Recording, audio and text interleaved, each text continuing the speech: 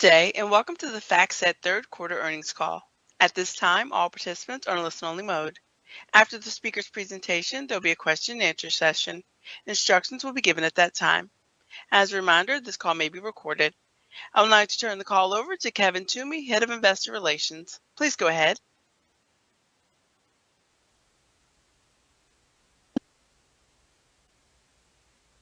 Thank you, and good morning, everyone. Welcome to Factset's third fiscal quarter 2025 earnings call. Before we begin, the slides we reference during this presentation can be found through the webcast on the Investor Relations section of our website at factset.com. A replay of today's call will be available on our website. After our prepared remarks, we will open the call to questions. The call is scheduled to last for 1 hour. To be fair to everyone, please limit yourself to one question. You may re-enter the queue for additional follow-up questions, which we will take if time permits. Before we discuss our results, I encourage all listeners to review the legal notice on slide 2. Discussions on this call may contain forward-looking statements. Such statements are subject to risks and uncertainties that may cause actual results to differ materially from results anticipated in these forward-looking statements. Additional information concerning these risks and uncertainties can be found in our Forms 10-K and 10-Q. Our slide presentation and discussions on this call will include certain non-GAAP financial measures.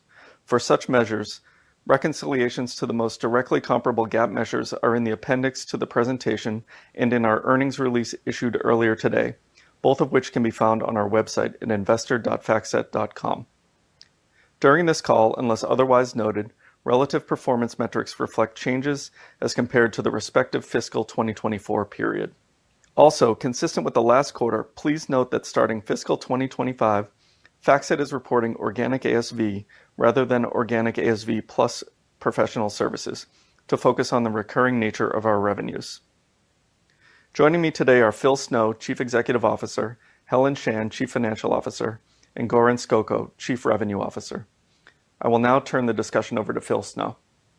Thank you, Kevin, and good morning, everyone. Thanks for joining us today. Before we discuss our Q3 results, I just want to take a moment to recognize an important milestone for Factset and for me personally.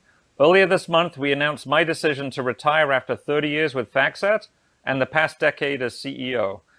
It's been a privilege to spend my career here working alongside such a talented, collaborative, and mission-driven team. Together, we've expanded our data and workflow capabilities, deepened client relationships, and more than doubled our revenue over the past 10 years, positioning Factset as a trusted global enterprise leader, empowering smarter, data-driven investment decisions. It's been an incredible journey, and I'm proud of all we've accomplished together. Looking ahead, I'm even more confident in Factset's future. I'm also pleased to share that Sanoke Viswanathan will become Factset's next CEO in early September. Sanoke brings over 25 years of global leadership experience in financial services and technology, most recently at JP Morgan Chase, and he has a strong strategic mindset and a proven track record of delivering technology-driven growth at scale. As Factset prepares for its next chapter of leadership, I'm proud of the solid foundation we've established, built on innovation, client trust, and industry-leading data and workflow solutions. I'm confident Sanoke's leadership will guide Factset through its next phase of growth and look forward to working with him closely to ensure a smooth and thoughtful transition. With that, let's turn to our third quarter results. In the third quarter, we achieved organic ASV growth of 4.5% year over year, fueled by recent wins in wealth, deal makers, and partnerships.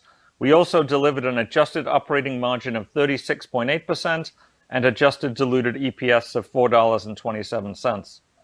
As we previously indicated, we anticipated stronger growth in the second half of this fiscal year, and we're pleased with our Q3 performance. These results reflect the successful execution of our enterprise solution strategy and underscore our commitment to helping clients lower their total cost of ownership. We continue to see positive trends in ASV retention, and I am pleased to report that both expansion within existing accounts and new business accelerated in the quarter. As you may recall, the fourth quarter is seasonally our highest ASV of the year, and with a healthy pipeline and growing momentum, we are well positioned for a strong close to the fiscal year. Accordingly, we are reaffirming our FY25 guidance. Helen will cover our financial results and guidance in more detail later in her remarks. Turning to third quarter results, ASV retention remained strong at over 95%, while client retention was at 91%. Our client base grew to over 8,800, driven by strong demand from corporate, wealth management, and buy-side clients, including those added through the Liquidity Book acquisition. Our user count rose to over 220,000, primarily reflecting growth among wealth management users. Starting with our performance by region. In the Americas, organic ASV increased by 5%. The strength of this quarter was driven by higher banking and asset manager retention, coupled with higher demand in wealth, hedge fund, and corporates. In EMEA, organic ASV growth was 2%. We saw improved retention in banking and wealth. However, this was offset by lower contributions from the annual price increase and buy-side headwinds. In Asia Pacific, organic ASV growth increased 7%, primarily driven by higher retention in the banking sector. This growth was partially offset by the reduced pricing uplift and asset owner headwinds. Now turning to our results from a firm type perspective. Wealth organic ASV maintained its double-digit growth pace in Q3, marking a second consecutive quarter of acceleration. We continue to capture market share by displacing incumbent providers, with new business sales nearly double the number of new logos versus a year ago. Our product portfolio demonstrated broad-based strength among both new and existing clients, specifically a large seven-figure renewal and twice as many six-figure wins as a year ago. Notably, we are growing Factset's presence in wealth by selling more data feeds and digital solutions to clients who already use our industry-leading desktop solution across their organization.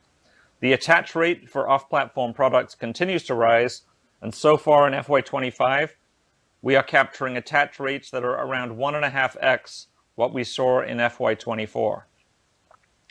Within dealmakers, this quarter's banking gains were largely driven by the favorable comparison to last year's third quarter, which included the impact of the UBS Credit Suisse merger. Over the past 3 years, our seat count has grown considerably as we continue to displace incumbent providers as clients increasingly choose our best-in-class banking solutions. We're also encouraged by meaningful improvements in retention highlighted by the signing of several multi-year deals, including a favorable outcome on a large global banking renewal. These long-term agreements reinforce Factset's position as a trusted enterprise partner and create new opportunities for future growth. While it's still early to assess summer hiring trends, preliminary indications suggest they may be in line with last year's levels. We're optimistic about our ability to expand the footprint of Factset services to drive add-on sales beyond the workstation.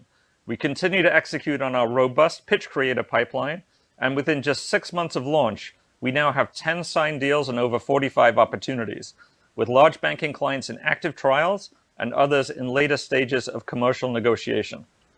In addition to Pitch Creator, our recently acquired Logo Intern solution is proving to be a valuable utility tool for clients and strengthens our position in banker automation. Together, these tools are creating greater workflow efficiencies, driving adoption, client conversations, and closes. Outside of banking, PEVC remains a bright spot, with Q3 marking our fourth consecutive quarter of accelerating growth, driven by the strength of our private markets offering and Cobalt. Corporates also contributed meaningfully, supported by strong tailwinds from our Owen business, which drove increases in both ASV and seat count. Since the acquisition of Owen earlier this year, nearly half of new corporates ASV has come from competitor displacements. This success validates our land and expand strategy, using investor relations users as an entry point to deepen relationships within the office of the CFO. Within the institutional buy side, we had several positive developments this quarter. We secured strategic wins for our front and middle office solutions and improved retention with our asset management clients. One example is a new IRN 2.0 deal with a major U.S. asset manager choosing us to replace their legacy research management system, thanks to our advanced dashboard and Gen AI capabilities. Our managed services offering is also opening new growth channels as we replaced several incumbent vendors at a major asset manager who is now fully aligned with Factset. Hedge funds were another area of strength, with growth accelerating due to new fund launches, greater adoption of the workstation and data products, and the positive impact of our recent street account price increases. we expect hedge fund demand to continue in fiscal 2025. At the same time, we face several headwinds. Reduced contribution from the annual price increase offsets some of our gains.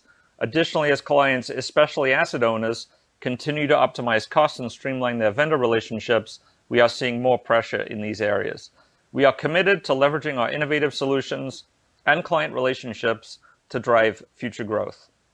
For partnerships in CGS, growth continued in the third quarter, driven by a significant real-time win and strength in the new issuance markets for CGS. New business and expansion activity remains strong across multiple partner types. Looking ahead, we expect this positive trajectory to continue into the fourth quarter. In summary, I want to reiterate that our number one priority is to drive top-line growth. The breadth and quality of our opportunities give us visibility and confidence as we look ahead. We are well positioned to deliver in Q4 and meet our full-year fiscal 2025 guidance. The majority of the pipeline for the remainder of the year is driven by the institutional buy side. As noted earlier, the demand for middle office solutions, in particular performance and managed services, is high as clients look for longer-term help as they upgrade their tech stack. Our innovation with using GenAI in our buy-side solutions is supporting strong client engagement and opportunities as well. Demand for our data solutions is expected to be a notable contributor to our Q4 results. The need for fundamental and estimates data remains high, in part driven by hedge funds and wealth. Engagement on real-time and benchmarks has grown as clients look for modern technology, quality, and stability, and these solutions represent more than a third of the data opportunities. Wealth remains our growth engine. Our success in displacing incumbents and expanding from the advisor desktop into adjacent areas such as APIs, widgets, and data feeds is resulting in meaningful client demand. Our wealth pipeline is strong, spanning desktops and real-time data, and a growing demand for more sophisticated PLC tools where Factset has deep industry credibility, giving us greater confidence to extend our success both geographically and within the wealth home office. Our teams are capitalizing on Factset's first-mover advantage in GenAI, executing our go-to-market strategy to deliver innovative solutions that streamline workflows and help clients unlock greater efficiencies. With the strong foundation we've built, we are well positioned to fulfill our mission of supercharging financial intelligence. I will now turn it over to Helen to take you through our third quarter performance and FY25 guidance in more detail. Thank you, Phil, and hello to everyone on the call. We anticipated a better performance in the second half, and I'm pleased to report that the third quarter showed strength in both financial and operating results. As Phil mentioned, our pipeline is solid, positioning us well for continued ASV growth to finish out the year. Given this momentum, we are reaffirming our guidance for FY25. I'll share more details shortly, but let's first review the quarterly results.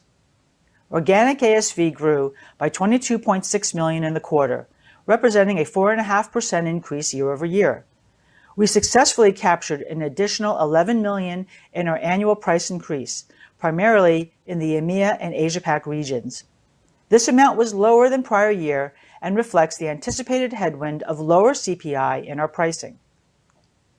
GAAP revenues increased 5.9% year over year, reaching $586 million. When we look at organic revenues, which exclude foreign exchange movements and impact from acquisitions or dispositions during the past 12 months, we saw a 4.4% increase, reaching $577 million. For our geographic segments, organic revenue grew by 5% in the Americas, 2% in EMEA, and 6% in Asia Pacific. Now turning to expense. GAAP operating expenses, which include one-time non-recurring items, increased 11.7% year over year to $391 million. This was primarily driven by both higher employee and technology expenses. On an adjusted basis, operating expense grew 10.6%. Employee expense increased 12% compared to the same quarter last year. This reflects our return to a normal bonus accrual and excludes a one-time payroll tax adjustment in the third quarter of the prior period. These two factors account for approximately two-thirds of the year-over-year change. Our workforce has grown by 2.6% year over year, strengthened by our strategic acquisitions of Irwin and LiquidityBook earlier this fiscal year. From Q2 to Q3, we have managed down our headcount in our core business as we continue our disciplined approach of self-funding investment priorities through enhanced productivity and operational efficiency. Technology-related expenses increased 21%, reflecting the higher amortization of internal use software and our ongoing investment in generative AI capabilities. As previously communicated, we are strategically focusing our growth spend on technology to drive market leadership through product innovation. These costs now represent approximately 11% of revenue this quarter, up slightly from 10% from the same period a year ago. We have managed the two remaining large spend categories effectively. Third-party content costs increased 1% year over year, now representing under 5% of revenue, about 20 basis points lower than the prior year. Our real estate and related facilities expense remained steady year over year at just under 3% of revenue, also 20 basis points lower as compared to last year. For a more detailed breakdown of our expense progression from revenue to adjusted operating income, I encourage you to reference the appendix in today's earnings presentation. Moving to our margin performance, our GAAP operating margin was 33.2%, lower by 350 basis points compared to a year ago. Adjusted operating margin was 36.8%, a decrease of 270 basis points year over year. These figures reflect the normalization of our bonus accruals this year, the one-time favorable tax adjustment in the prior year, and increased technology expense. SG&A as a percentage of revenue was approximately 20 basis points higher year over year on a GAAP basis, primarily due to increased compensation expense and professional fees related to our acquisitions. On an adjusted basis, excluding one-time items, our SG&A improved by about 15 basis points, demonstrating our ongoing commitment to operational efficiency. Our GAAP effective tax rate in the third quarter was 17.5%, an increase from 17% we saw in the same quarter last year, primarily reflecting lower excess tax benefits from our stock-based compensation. Regarding earnings per share, our GAAP diluted EPS was $3.87, a decrease of 22 cents or 5.4% versus $4.09 in the same period last year. Adjusted EPS decreased by 10 cents or 2.3% to $4.27. These results reflect our continued investment in the business, which drives our revenue growth. Our EBITDA was $236 million, a decrease of 1.7% compared to the prior year period, reflecting lower net income. Most notably, our free cash flow, which we define as cash generated from operations minus capital spending, grew to $229 million in the third quarter, up 5% over the same period last year. This improvement was driven by stronger operating cash flows, highlighting the underlying financial strength of our business and our ability to increase cash generation even as we invest for future growth. Turning now to the use of capital for shareholder return. In the quarter, we repurchased approximately 184,000 shares for around $81 million at an average share price of $438.45. At the end of the fiscal quarter, we had $106 million remaining under the $300 million share repurchase authorization our board approved last September. Additionally, on June 17, 2025, our board of directors approved a new share repurchase authorization of up to $400 million, which will become available on September 1, 2025. On June 18, 2025, we paid a quarterly dividend of $1.10 per share to holders of record as of May 30, 2025. This represents a 6% increase from the previous quarter's dividend and marks the 26th consecutive year of dividend increases on a stock split adjusted basis. When we combine our dividends and share repurchases, we have returned $415 million to our shareholders over the past 12 months, demonstrating our ongoing commitment to delivering shareholder value. During the quarter, we refinanced the credit facility that was established 3 years ago for the CGS acquisition. Our new credit facility includes a $500 million funded term loan and a $1 billion undrawn revolver, providing us with additional liquidity and balance sheet flexibility to support business growth. We continued our disciplined approach to debt management by repaying $62.5 million of term loan principal, consistent with our previous pace, and ended the quarter with a gross leverage ratio of 1.7 times. Finally, the second half of fiscal 2025 is showing improved results, with third quarter organic ASV growth accelerating as we successfully meet client demands. Our visibility into the pipeline gives us confidence in Q4 performance, and we are reaffirming our previously issued guidance. We are making targeted investments in our strategic priorities, focusing on differentiated products and internal efficiency initiatives. We anticipate Q4 to be the highest quarter for expense this fiscal year, with investments concentrated on our GenAI and infrastructure projects, alongside go-to-market initiatives that are already strengthening pipeline volume and quality. In conclusion, we remain committed to driving ASV growth, maintaining operational focus, and allocating capital wisely to enable Factset to deliver sustainable long-term value to shareholders. On behalf of the executive leadership team, I would also like to extend my sincere gratitude to Phil for his leadership and contributions. While many of us know Phil for his love of impossibly spicy foods and his deep knowledge of 80s rock bands, his unwavering focus has always been on two things: his family and Factset. On a personal note, I've learned much from his open leadership style and truly valued our partnership through both challenges and successes. And we are enthusiastic about welcoming Sanoke in September as he leads Factset into its next chapter of success. Having been a Factset client himself, he brings a unique perspective that will further help us enhance our client-first approach. On behalf of all Factsetters, we wish Phil only the best and look forward to having Sanoke on board. And with that, we are now ready for your questions. Operator? Thank you. If you'd like to ask a question, please press star 11. If your question has been answered and you'd like to remove yourself from the queue, please press star 11 again. Our first question comes from Shlomo Rosenbaum with Stifel. Your line is open. Hi, thank you very much.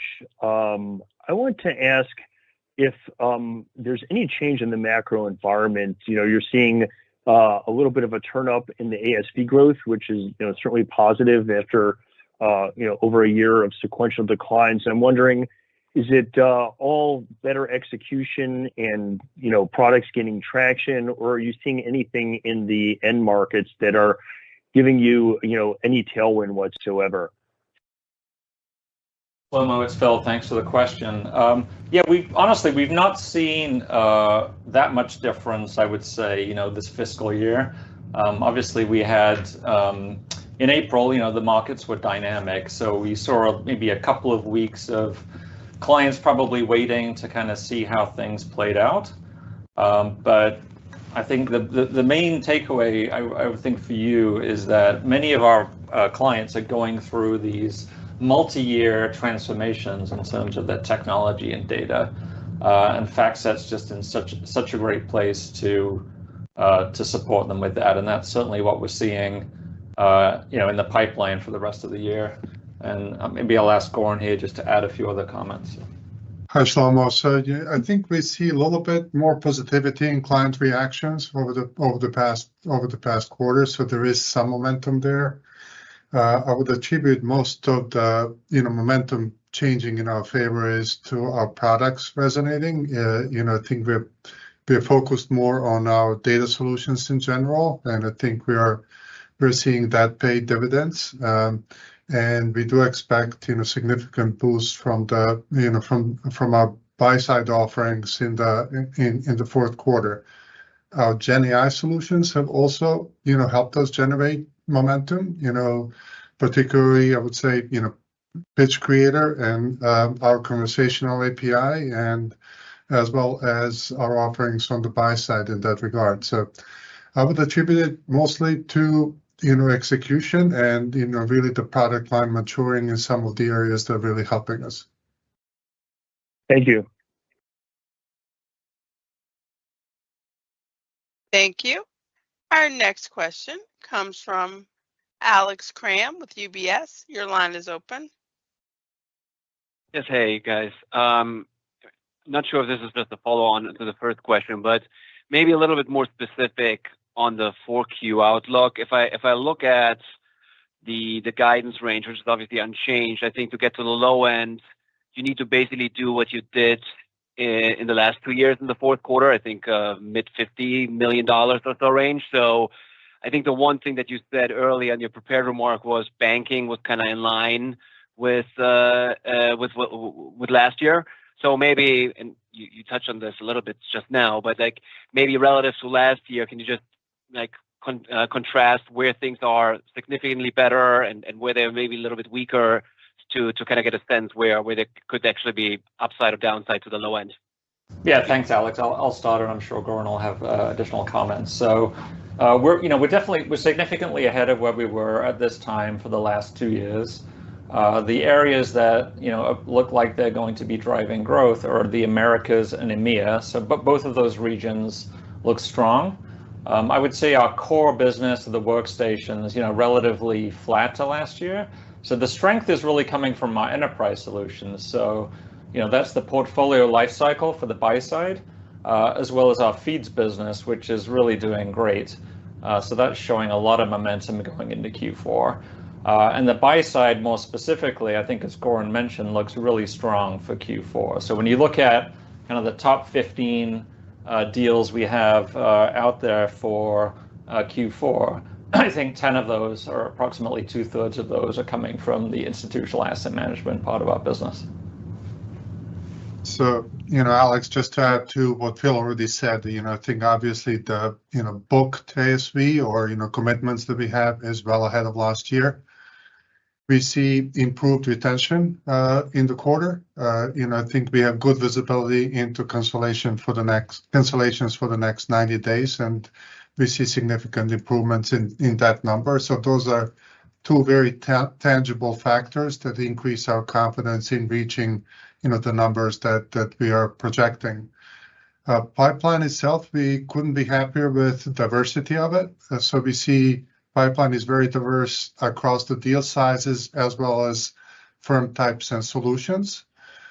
So, we're not dependent on any large deal to really get us over the finish line in the fourth quarter. And, that gives us additional confidence. Personally, I'm really happy about what we see as an uptick on the buy side, as Phil already mentioned. And, and I think that what further, reinforces our confidence is that we do have some, quick, fast developing deals in the fourth quarter that can help us offset any fallouts that can potentially happen. So we're quite confident that we'll be within the range that we have guided towards. Excellent. Thanks for the additional color. Thank you. Our next question comes from Faiza Alwy with Deutsche Bank. Your line is open. Yes, hi, thank you. I know it's a bit early, but I wanted to ask if you have any thoughts around how we should think about, fiscal 26, because I know you've talked about you typically do have visibility over the next 6 months. And really, if I can just ask a direct question, do you expect to see further acceleration beyond Q4? Hey, Faiza, it's Helen. Let me try to take that one. So right now, we're obviously focused on this quarter and executing against that. We feel very comfortable, as what Goran and Phil both talked about. And you can imagine that the same trends that you're hearing us talk through will continue, but we don't talk about next year until we go into our September call. So that's where we'll plan on doing that.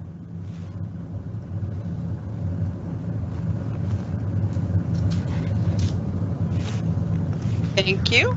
Our next question comes from Ashish Sabadra with RBC. Your line is open. Thanks for taking my question. Phil, congrats on your retirement. Just on in the prepared remarks, there was a comment around asset owners continuing to optimize costs and streamline their vendor relationship. I was just wondering if you could provide some color on the headwinds there, but also how do we think about inflecting the growth for that particular vertical? Thanks. Yeah, but we have a great business with asset owners, and they utilize a lot of our core analytics product for the buy side. And our strategy has obviously been to be open, flexible, and provide best-in-class point solutions for those firms. Many of them are essentially just looking how to further streamline their businesses. So it's a competitive area. We're partnered with many important firms in the space to provide solutions there. But it certainly, at least in this quarter, was a bit of a headwind for us. Although looking at the pipeline for Q4, it looks like we'll do better than we did in Q4 of last year or for the year. So that'll be a good tailwind. Goran, do you want to add anything there? Yeah, I think the quarter is a little bit of an outlier from that perspective. Obviously, as Phil said, it is a competitive space. But looking ahead, we do not see a similar quarter in our future. We are, investing in liquidity book will certainly help us close the RMS and post-trade compliance gap. And we are building the, total portfolio solutions have made, significant, progress there as well. So we do expect, that this will remain a competitive area for us, but expect improvement in the future.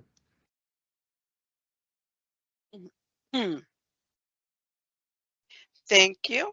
Our next question comes from Owen Lau with Oppenheimer. Your line is open. Good morning, and thank you for taking my question. So the adjusted operating margin for the first three quarters, it's about 37.2% based on my math. It implies that the fiscal 4Q margin has to go down to around 34.6% to hit the midpoint of the full year guidance. So is there any expense or investment we should be aware of for your fourth quarter, or it will follow historical pattern and it will more likely to land at the high end of your full year margin guidance? Thanks a lot. Hey, Owen, it's Helen. Thank you for that question, and your numbers are correct. So as you know, as we started off the year, we talked about that we're executing our investment plan across what we call our three pillars, which is expansion in data, embedding deeper in our client workflows, and accelerating through our GenAI roadmap.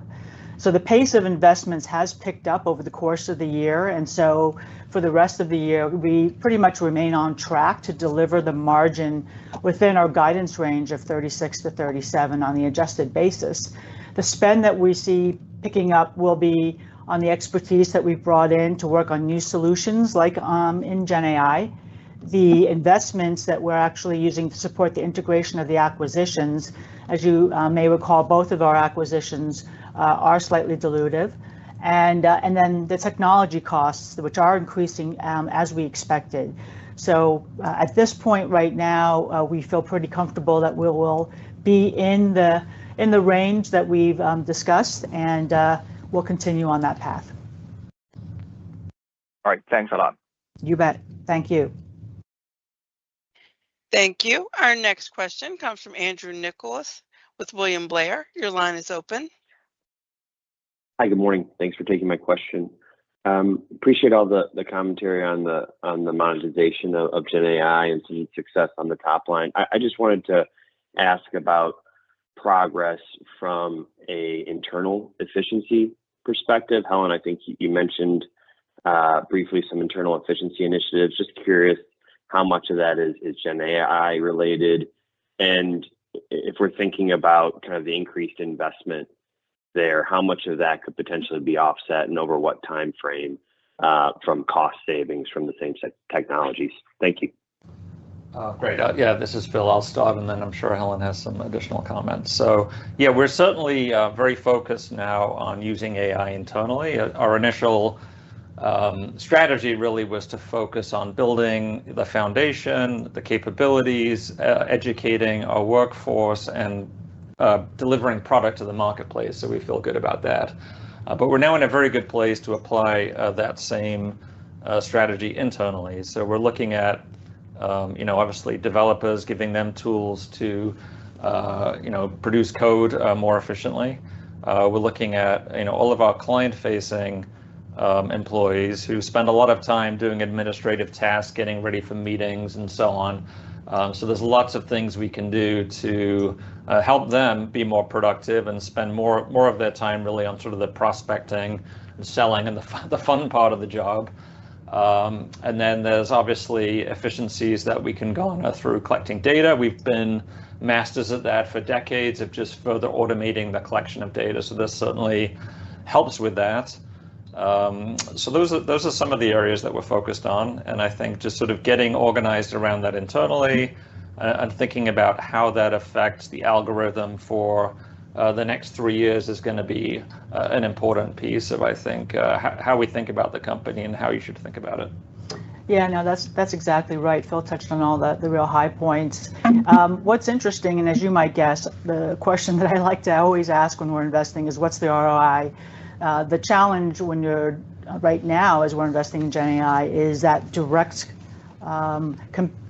result between investing and the reduction.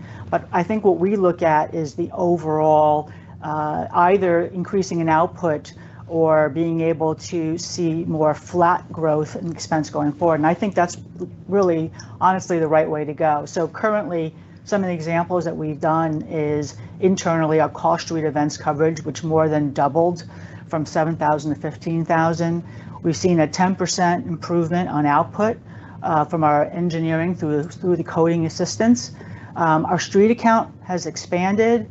And just an example of AI-generated fund descriptions, we've been able to get those projects done in a third of the time. And that means that we're just not only faster, but higher quality. And those are just examples that are very hard to get an ROI on, but you can see how that ends up benefiting. Now, the outcome that we look at, for example, if I look at headcount growth, if you take out the acquisitions, we are essentially flat to down in terms of headcount. And so that is where I think we'll see some of these benefits flow through, very much on the things that Phil already talked about in sales and engineering and in product, looking at the day in the life. We have over 50 opportunities that we've prioritized. So we'll see more of that come through going forward. Thank you. Thank you. Our next question comes from Surinder Thind with Jefferies. Your line is open. Thank you. Just a big picture question here around the margins and kind of the trade-off of growth versus margins here. When we think over the next 1, 2, 3 years, is the idea that kind of expenses, we should see more operating leverage, I guess, that we're near peak investment, I guess, near fiscal 4Q, and then it kind of feels normally or below normal at that point in time? Sure. Thanks for that question. Now, as we said, based on our current outlook, we anticipate that our margin is going to land comfortably within this guidance range. And as noted, that we did have some dilution from our recent acquisitions, but we've essentially, as we talked about on Investor Day, part of this will be self-funding our investments through lower hiring is one piece, and we'll continue on the efficiency front as well. Now, so we're not looking at this point to talk more around what we've talked about already in terms of our longer term outlook, but I can say that just as I answered before, some of the points that we're starting to see in 25, we would expect that to continue going into the next couple of years.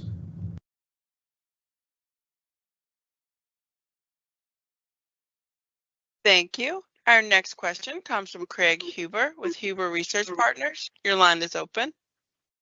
Good morning. Thank you for taking my question. On the cost side, Helen, it looked to us like your costs adjusted for some one-time items overall was up about 10 to 11% year over year. If you take out the acquisitions, was it up more like 300 basis points lower than that? So call it roughly 8% maybe. And while you're answering that question, can you touch on, please, the investments you guys are making in your sales force? Is that up significantly all this year, or is it more like flattish? How should we think about that? Great. Thank you for that. I think I caught most of that, but part of the increase of impacting our margin, as you know, is bonus accruals compensation, where last year we knew we were coming in at a different level, and therefore we adjusted our bonus as a result of that. But if so that is the biggest piece of that delta. And then I don't know if you call that one time, but that makes a big difference. In terms of investments, Our tech expenses continue to be higher. They are up 21%. Part of that is the amortization of internal use software, and part of that's just spend as it relates to the cloud. I will say, though, other expenses, which is like facilities, is lower 20 basis points as a perspective of relative to revenue, as is third party. So we're really trying to manage our third party costs as we try to go through the additional need of investments on the tech spend. Sorry, what about the Salesforce part of it? Oh, yeah, sorry. No, I would say from a Salesforce perspective, we're relatively flat. There are areas that we are investing more in, and more on the product specialty side. But overall, I would say from a Salesforce perspective, relatively flat. Great, thank you. Thank you. Thank you. Our next question comes from Toni Kaplan with Morgan Stanley. Your line is open. Thanks so much, and Phil, congrats on your retirement. Wanted to ask the offensive Gen AI question. You mentioned 10 signed deals and 45 opportunities. On the signed deals, are these customers you already had that want to adopt Pitch Creator, or are these new banks that want to have sort of a full Factset product and are adopting, and Pitch Creator was like the driver for that? And what else is out in the marketplace like it at this point? I know you were sort of first, but has any other products come up to this point? Thanks. Hi, Tony, it's Goran. So, it's a bit of a mix. I would say most of the current deals are with the existing clients, where they have adapted Pitch Creator as part of the overall solutions. We do have deals in the pipeline. Don't forget that Pitch Creator has been out there less than, about 4 or 5 months. So we do have, some selling activity where Pitch Creator is significant contributor in the sentiment of those deals that are currently in the pipeline. So we expect it to contribute to winning new business in addition to cross-selling and upselling of the existing business. I hope that helps. Thanks. Thank you. Our next question comes from Jeff Silber with BMO Capital Markets. Your line is open. Hey, this is Ryan on for Jeff. Just going back to your guidance, it implies a pretty broad range of outcomes in the final quarter of the year. Just wondering how you can help us understand some of the swing factors or the macro impact that might be driving that. I think you mentioned a lot of that is pipeline from institutional buy side. Thank you. Yes, thank you. This is Phil. So as Goran mentioned, it's a very broad portfolio of opportunities. We're not really relying on any big swing deal, I think, or there's nothing left in terms of a potential big negative out there. So it's really just execution on a broad portfolio. We're well ahead again of where we were this time last year. There's just a lot of deals to close. So I believe barring any really disruptive thing in the markets, it looks like we're in a good position to execute there within the range. But I think just wanted to leave it sort of the way it was, just given the number of deals that we have to close in the next 2.5 months.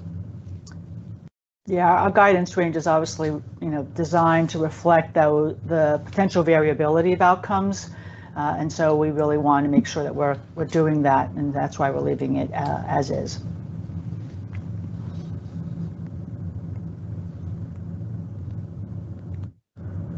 Thank you. Our next question comes from Manav Patnaik with Barclays. Your line is open. Hi, this is Brendan on for Manav. I just want to ask on you guys are highlighting the increased focus on data solutions, and just want to see why does it feel like there's more momentum there now, and is there something about your either the product you're offering or your go to market that's changed that's giving you more confidence? Yeah, so it looks like it's returning to historical levels, or at least it's on that path, which is fantastic. as a growth driver for the company. We've certainly broadened that suite of offerings, so we've added some very good real-time pricing, corporate actions, and reference data capabilities. So Factset is delivering data now to more workflows than we might have historically. Historically, we were really focused on quant workflows, going into a lot of other performance systems. But I think that the broader suite of stuff we're doing now for clients, including some of these new data areas, is really helping. And I think we also, organizationally, if you remember a year or two ago, we moved the CTS business, which was a vertical, into the data part of our business. And the thinking there was, we just want one factory for data, and the feeds that we're delivering to our clients, our partners, and even our own engineers, we wanted to have more consistency there. So I do think there was a bit of a blip there just due to that big change internally. But I think we're in a good shape now, and a lot of that's settled out. And just to add to what Phil said, I think additionally, I think we've refocused the team on data sales within the sales organization, and I think that's paying dividends. Phil already mentioned improvements or some products that we really are investing in and have high hopes for in terms of our real-time exchange data feed business, as well as price reference data. Those are starting to contribute, and we expect significant contribution from them. And also in the current environment, I think there is more and more demand for data in general. So all of that is driving improvement in that part of the business.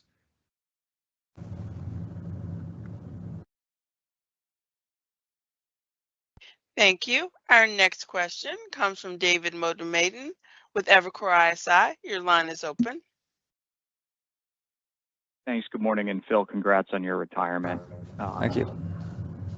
I just wanted to level set for where we are in terms of the 30 to 50 basis points ASV contribution from Gen AI this year. Are we tracking in line with that? And as in terms of the traction you're getting there, do you think that's something that we should see accelerate and add more to ASV from that 30 to 50 basis points in the next year or two? Yeah, we're definitely tracking towards that. We talked a little bit earlier about Pitch Creator, but that's just one of the SKUs we have. So I think we have multiple SKUs now that are sort of getting into seven figures. We're monetizing, these solutions across sort of 6 different beachfronts. I think the buy side has been a bit slower than the sell side to adopt some of this stuff, but we're hoping that changes. For our portfolio commentary product, which we're very bullish about, we've just released the fixed income part of that. So we had equity to begin with and risk, but a lot of firms are waiting for us to have fixed income as well. So now that that's out, we're optimistic that we'll do more there next year. So I certainly do anticipate that the momentum will continue to build, and we focused on a few workflows in this last fiscal year, but the team's done a great job of identifying sort of 3 or 4 other areas for us to start building out. And like everyone, we're now focused on agentic workflows. So just going from the foundation and the capabilities to essentially creating agents that can interact with each other and with employees. That's an exciting evolution that we're in the middle of. Great. Thank you. Yep. Thanks. Thank you. Our next question comes from Scott Wurtzel with Wolfe Research. Your line is open. Hey, good morning. Thank you for taking my question. Wondering if you can talk a little bit about the QSIP collaboration with Omni that you announced, and just the opportunity there and the overall demand for identifiers among VC and PE-backed companies. Thanks. Yeah, so we're excited about being the gold standard for private market identifiers with QSIP. We're working very hard in the ecosystem to sort of identify partners that are interested in doing work with us. and JP Morgan, is one of those firms. So I think Omni's, one of the things we're excited about in terms of building out QSIP. So we've also spent a lot of time working, with different firms on private credit. I think that's probably the one where we're furthest ahead. So we feel like we're building some good momentum here. Thanks. Thank you. Our next question comes from Russell Quelch with Rothschild and Redburn. Your line is open. Helen, I think in your opening remarks, Helen, you mentioned the new liquidity you have to support growth. Will that be deployed organic or inorganically? And what are the main areas that you think you might deploy that additional capital to drive improving returns from next year? Thanks for that question, Russell. So, yeah, correct. We have ample liquidity, which is one of the benefits of sitting in this seat and not worrying about, as markets are really quite volatile, where we'll be. And as we noted that we slightly increased our share buyback from 300 to 400, which is well within, I think, when you think about it as a percentage of our market cap. So I think we will continue, as we've talked about in the past, our commitment on shareholder return, and we'll take advantage of any market dislocations as it relates to share buyback. And of course, we've done a fair amount of acquisitions this year, and that will continue to be where our focus will be in terms of adding inorganic growth as well. But right now, as you might guess, we have lots of irons in the fire, and we'll continue on that path. Okay, thank you. Thank you. Our next question comes from Jason Haas with Wells Fargo. Your line is open. This is Vinny on for Jason Haas. In a previous answer, you mentioned that two areas driving growth are Americas and EMEA, but EMEA organic ASV has been decelerating. So what gives you confidence in this region, given the buy-side headwinds there? Thank you. Goran? Hi, it's Goran. So, I think we have, our expectations for Q4 based on everything we see and the momentum in EMEA is that we will see a reacceleration. Our retention is trending much better in EMEA year over year, and just the strength of the pipeline and diversity of that pipeline in EMEA gives us a lot of confidence in Q4. I mean, you're right that this region has seen more challenges when it comes to buy side in general and more cost pressure, but at the same time, just based on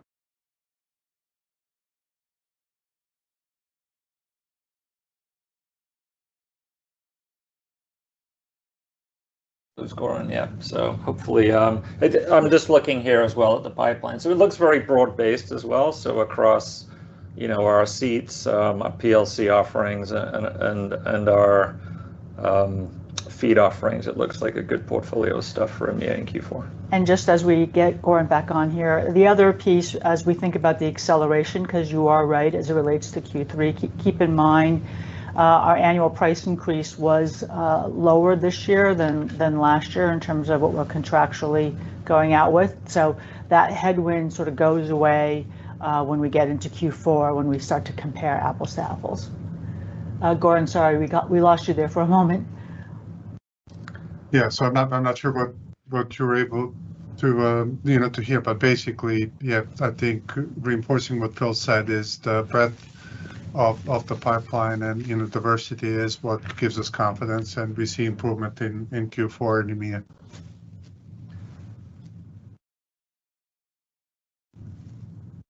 Thank you. As a reminder, to ask a question, please press star 11. Our next question comes from George Tong with Goldman Sachs. Your line is open. Hey, thanks. Good morning. I'd also like to extend my congrats to Phil on your retirement. Thanks, George. Yes. So earlier, Helen, you talked about EMEA and APAC pricing contributions decelerating a little bit because of lower CPI increases. Can you elaborate on the pricing environment more broadly in the international regions, and if you're seeing any competitive changes that might also be affecting your pricing there. Sure, happy to talk about. Thanks, George. So yeah, there are two ways for us to capture pricing, as you know. One is the annual price increase, which is contractual, and that is impacted by CPI, as you noted. And then the other is captured at the product level. So increased rate cards or higher price realization versus the rate card can help us there. So what we've seen this year, I mean, we adjust our prices. In fact, we raised selectively rate cards in January, and we see a lot of that come through in renewals and new business. But the solid increases thus far have been in more corporate and hedge funds. We did raise our price, for example, on Street Account, which has been received well in terms of the value that clients see from it. I have mentioned in the past, as you may recall, that new business price realization was under pressure, and so we took greater discounts in favor of volume, and so that sort of worked out for us. I have to say that we've stabilized that, so right now we don't see that continuing in terms of total discounts. We're seeing improvement on wealth and in asset management in terms of our price realization. We're flat on banking, and as noted, as you might guess, we've seen some pressure on asset owners. So the guidance range we have did incorporate the lower inflation rate, but right now I would say there's not a huge difference across outside of the Americas globally. They're kind of following the same piece, so we tend to look much more along on a firm type basis. That's very helpful. Thank you. Thank you. Well, I think that's our last question, so let's wrap up. Thanks to everyone for being here today. As we head into the fourth quarter, we're seeing strong momentum, visibility into our pipeline, and confidence in delivering on our full-year targets. Our enterprise partner status is resonating, and we're focused on execution, solving our clients' workflow challenges, and driving long-term growth. To finish, this will be my last earnings call as the CEO of Factset. It has been an honor to serve in this role for over the past decade, and I'm proud of what we've achieved together over the past 30 years and feel confident in the company's future prospects. I look forward to welcoming Sanoke aboard in September and working closely with him to ensure a seamless transition. And to our clients, partners, shareholders, and all the Factsetters around the world, thank you all for your trust and support. Operator, that ends today's call. Thank you for your participation. This does conclude the program. You may now disconnect. Everyone, have a great day.